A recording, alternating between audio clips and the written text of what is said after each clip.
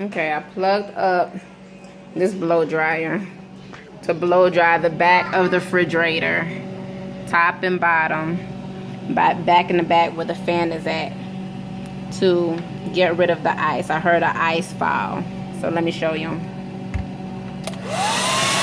This is